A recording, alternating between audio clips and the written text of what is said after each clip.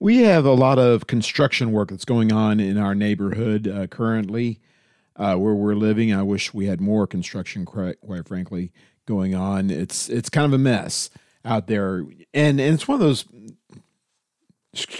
kind of crazy blessings that we have in our developed world. Whenever we have paved roads, we have to have very well paved roads. Nothing's good enough, it seems like. And anyway, there's a lot of road construction going on, and when I hit a pothole or when I'm forced to go off the road a little bit into some unpaved area, I fuss. I don't think that that's what I deserve. I think that I deserve better roads than that. And maybe I'll go talk to the county commissioner or something like that. We have that same kind of attitude toward God also, I think. We complain about the road that we are asked to walk, and sometimes it is not up to our standards.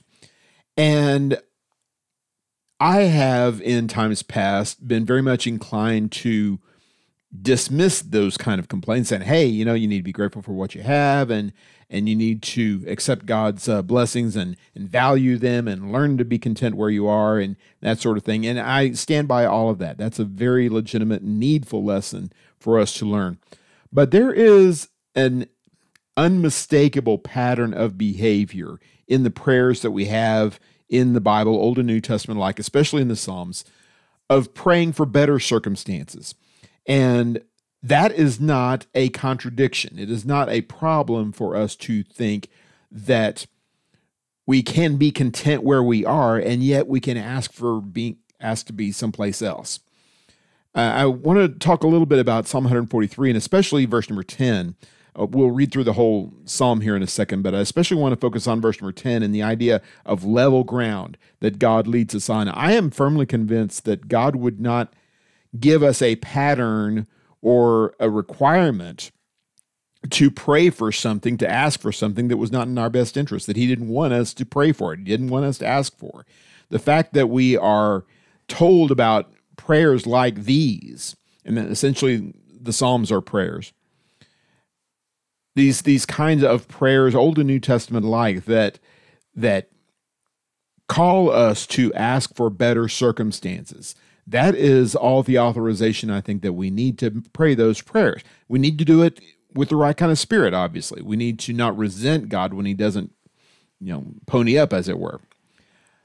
But at the same time, we can ask for blessings from God, ask for our way to be made level, as it were. And I don't want to equate the making of level ground that we're going to talk about here to the grand procession that we see, for instance, in Isaiah chapter 40, that the hills are going to be leveled and the valleys are going to be filled up as this progression, as this procession, rather, of the king coming to his holy city, to his holy people, to receive the crown that he was promised, all referring to Jesus, of course, primarily. That kind of reception is the same thing that we're going to get. That's not the point.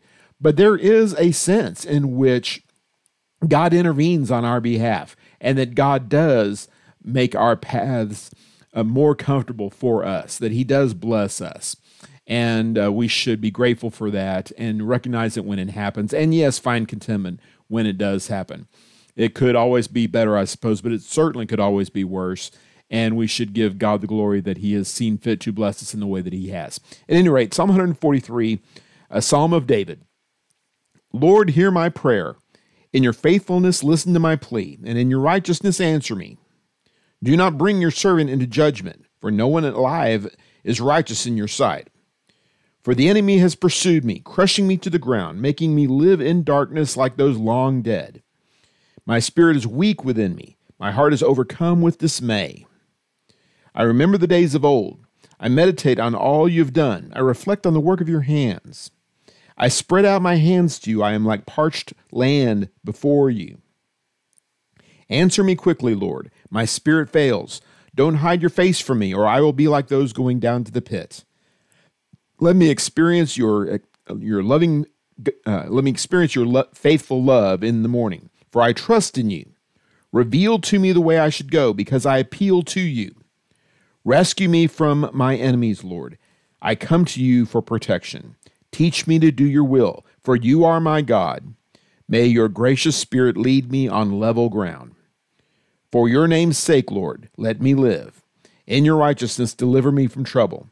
and in your faithful love, destroy my enemies. Wipe out those who attack me, for I am your servant. What a wonderful message that is for us, and how we should take comfort in the idea that God would care to intervene on our behalf. And I'm not suggesting that David gets the credit for this psalm here. At least it's written in his name, his personality. And I don't want to suggest that God does the same things for us that he did for David. That's not an appropriate assumption. But certainly in a general sort of sense, the idea that God is with his people and that he's blessing his people and that he is empowering us to walk on the road that he has given to us. That's a very important point. Before he mentions there the idea of making the level ground there, we are emphasized there in verse number 8, we're supposed to reveal, or God is going to reveal to me the way I should go because I trust in you. The trust that we place in God empowers us to walk in this path with confidence, whatever it is, however blessed or cursed it may seem on the surface. This is the path that God has appointed for us, and we have confidence that it is right for us. But wouldn't it be nice if on that road we could feel the presence of God, we could see the blessings of God, we could put an eye literally on the things that he is doing for us, how our commitment to God is being rewarded in the short term. Not that we're in it for the short-term results or that we're in it because it is a better life than we would have had otherwise in the short term, in the physical. That's not the point. But it is certainly true that God blesses his people, and remembering that and calling it to our mind, I think, is a real service in our walk with Christ. What does level ground mean, as the CSB renders it here? Well, I'm going to offer you 3 possibilities at least, and take some lessons from this. Level ground in the first place means that God is going to protect us from the hard climbs. It could be a steeper grade that we are walking up, and God has chosen to level it out for us. He has chosen to bring the high things down to us. And that is a tremendous source of encouragement, or certainly should be. We look at life as a daunting series of obstacles and an unceasing series of obstacles. And how are we going to be able to get through all of this, especially our struggles with sin? And when Jesus authorized us to pray, do not lead us into temptation, but deliver us from evil, in the model prayer there in Matthew chapter 6 and verse number 11, he is acknowledging that our Heavenly Father is not in the business of sending us to hell. He is in the business of sending us to heaven. That is what he is wanting for us. That's what he's empowering in our lives. He wants to deliver us from evil. And sometimes it may seem in our times of temptation, and we're going to have plenty of temptations. Please don't misunderstand me on this. I'm not saying he's removing all temptations, all trials, all difficulties. But his presence with us should remind, should remind us in the first place it could be a whole lot worse than it is. And thanks be to God for that he has lightened our burdens somewhat. But in a very real sense, he is intervening on our behalf so that we can succeed where otherwise we might fail.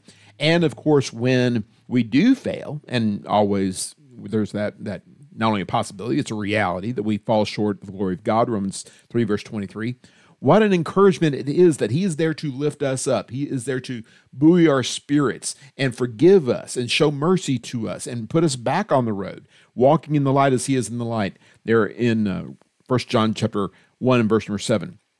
What a blessing it is to have that ability where even if the grade is too hard for us, or in the moment at least, it turned out to be too hard, we failed, that God is lifting us up. He is bringing the barrier down. He's not willing that any should be tempted beyond that which he is able to bear. The text says in 1 Corinthians chapter 10, verse 13. I think that some people can put too much confidence in that, and when they do fail, they blame God. That's not the point there. The point is that you can succeed. He's going to empower you to succeed. And don't think that you're somehow too strong to fail in these kind of situations. The previous verse, let him who thinks he stands take heed that he does not fall, in verse number 12 there. We can all fail. We will all fail.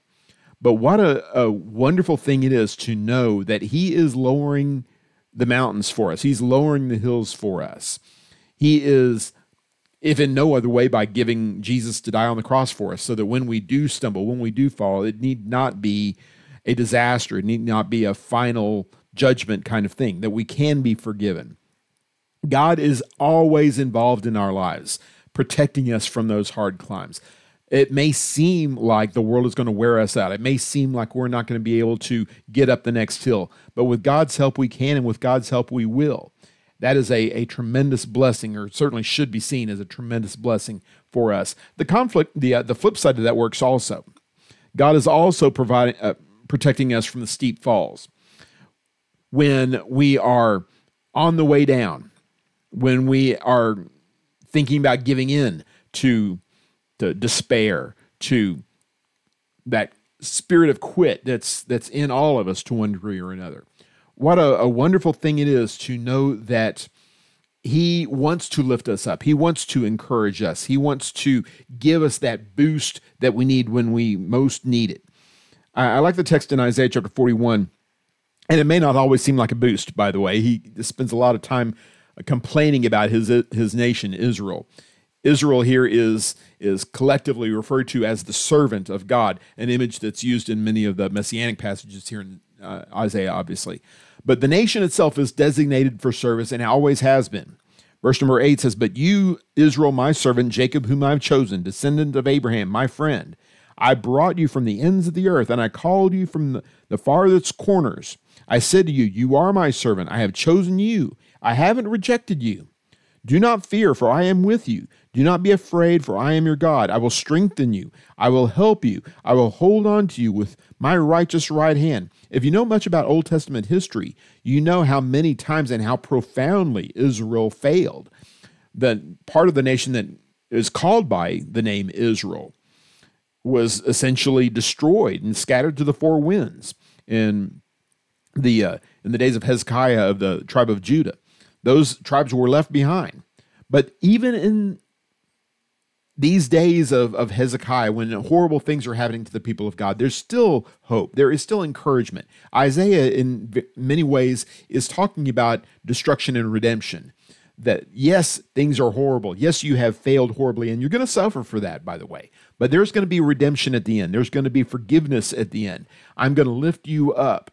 And in large measure, the second part of Isaiah, starting with chapter 40 and 41, is designed to give strength, to give power to these ones who are about to be crushed under the boot heel of Nebuchadnezzar and the Babylonians. God is going to be there with you. Don't fear, he says. I'm going to lift you up. Be sure, verse number 11, that all who are enraged against you will be ashamed and disgraced. Those who contend with you will become as nothing and will perish. You will look for those who contend with you, but you will not find them. Those who war against you will become absolutely nothing. For I am the Lord your God, who holds your right hand, who says to you, do not fear, I will help you. And he goes on to call him a worm there. Do not fear, you worm, Jacob. Don't think this is because you're so magnificent. I don't want everybody to get a big head about this. It's not because you deserve God's help. It's because you need God's help, because you are, in fact, falling. And God has intervened so that you will not destroy yourself. You will not, or at least you need not destroy yourself. If you will accept his help, if you'll reach out and grab his right hand with your right hand, the text here says, if you're as committed to this process as he is committed to the process, you might look at it that way, then you will succeed in this. God has decided that you're going to succeed, and your failure is not going to overpower God's strength. You will be empowered to succeed in these moments, not because you'll stop failing, because you'll stumble less often even, but because you trust in him in these moments, that he is able, he is willing to reach out to you, much like a little child might reach out to mom or dad on an icy sidewalk and hold on to that hand, lest he or she take a tumble and hurt himself. What a wonderful blessing it is to know that we have God by the hand, that he has us by the hand, and that good things are going to happen to us, sometimes despite our failures, despite our best efforts. How many times can we see the failures of people like David and Hezekiah himself even, and other great ones, Abraham, Moses, on we could go. Peter is a great example in the New Testament. People who do fall short, who do stumble, and they are on the way down. And that's precisely when God reaches out and grabs them and lifts them up. Elijah running away from Ahab and Jezebel in 1 Kings chapter 19 is ready to despair of life. I'm quit, done for. I'm done with life. And God says, no, you're not. You're not done. I have more work for you, and I'm going to empower you to do that work.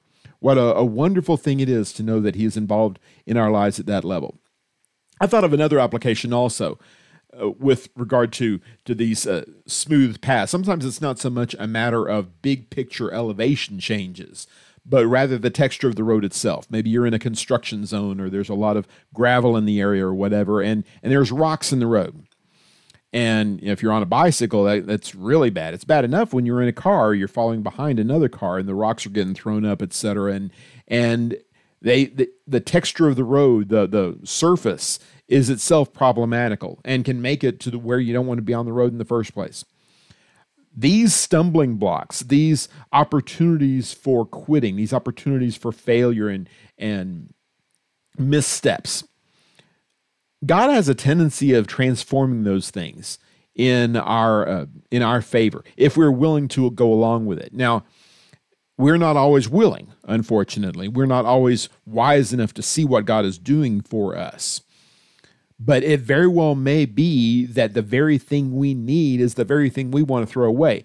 The image of the stone that's seen in the Old Testament, the New Testament makes a lot of play with this, emphasizing how Jesus is this stone, that the foundational stone that God's going to build his kingdom on, and his detractors saw him as a stone of stumbling. This is something we want to throw away. He's in the way. He's a problem rather than a solution to anything.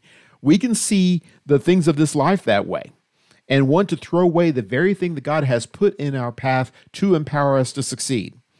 Paul goes through this a little bit with regard to his thorn in the flesh in 2 Corinthians chapter 12 and verse number 7 and following. You know the story there, how three times he entreats the Lord to have this thorn removed from him, and Jesus says no.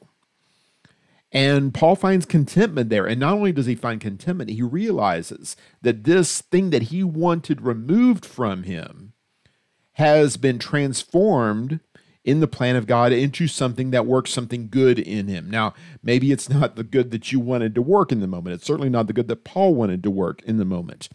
But for Paul, he was able to see that his continued hardships, his continued difficulties, whatever you may believe the thorn in the flesh to be, its persistence and its continuation gave Paul an opportunity to trust in Jesus even more, and therefore built his reliance. And he said, I'm content with difficulties, hardships, etc. I'm glad to have those things because that's when I'm the strongest. I'm the strongest when Jesus is offering me the most help. That can be our attitude too if we want. We can choose to embrace hardships. We can choose to embrace challenges and setbacks and defeats and enemies and all of these things, because we know that God is working something remarkable in us. And the more we fail along the line, the more trouble we have, the more inadequacies we find in our own abilities, our own efforts, etc., the more we realize how much we need God's grace. And we should never, in even our most successful moments, ever get to the point where we think that we're somehow doing this on our own, that we are making our way through this difficult, treacherous path that God has chosen for us because we're so adept. And there's a whole lot of slackers out there, a whole lot of poor actors who would not be able to do this as well as we do. And let's be careful with that kind of attitude. That's not the point at all. God allows these hardships to exist so that we can get the most out of our walk, so that we can be stronger in our faith. It very well may be that God allows these things to exist so that he can make us stronger. I'm always impressed with how different the surface of a road gets when the road grader, the heavy equipment goes across it. It doesn't look like a road until it's pressed down, and then you realize all of it's coming together. All of it's exactly the way the designer had intended. God's working some remarkable things in us. You may not, in fact, you probably will not understand all of it in the moment. But what we need to do, if we're going to do anything at all in this process, is choose this road and decide that this level path, however level or unlevel you may think that it is in the moment, we're going to choose this path. We're going to go where God has told us to go. We're going to go where the Spirit is leading us. And realize that this level path that the psalmist is talking about here may not seem level, may not be level in your wisdom or my wisdom in the moment. But that doesn't mean that God has forsaken us, that he's quit on us. We certainly don't want to take this passage or any other passage to indicate that our problems are all going to go away if we just have enough faith. That's not the point. The problems that we have in this life are going to be put in their proper perspective. They're going to be relegated to the proper place in our consciousness. It's always something that God is sovereign over, that God is watching over. Paul talks in 1 Corinthians chapter 2, verse 11 about being led by the Spirit. These ones who are led by the Spirit understand the things of God. If you have made this commitment, and I think this is what Paul's talking about in this chapter, if you make this commitment to go wherever God has taken you, you are going to be given insight into spiritual things that is unavailable to anybody else. The naysayers, your critics, your opponents are going to look at this so-called level ground that God is calling you to, and they see nothing but potholes. They see nothing but obstacles. They see nothing but hard terrain. And we just have pity for people like that who don't understand how blessed it is to walk in this road. There's a reason why, using the same similar road analogy, Jesus refers to the broad way and the narrow way in Matthew chapter 7. The way is broad that seems like the right path to go. That's the natural man that Paul talks about in 1 Corinthians chapter 2. It's easy to trust your own instincts. It's easy to go in the path that seems like the best way. It takes faith. It takes confidence in a wiser one than yourself to believe in this path that God has chosen for you. But if you have enough faith to choose that path, what a wonderful thing it is. The straight path is the way for us to go always. And it is a blessing for us to be able to walk in it. It's not always going to feel that way. We skipped over a lot of negativity in Psalm 143 here.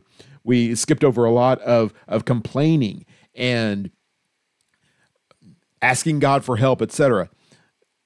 The idea that we're on this level ground, as it's referred to here, doesn't mean we don't have problems. We will have problems.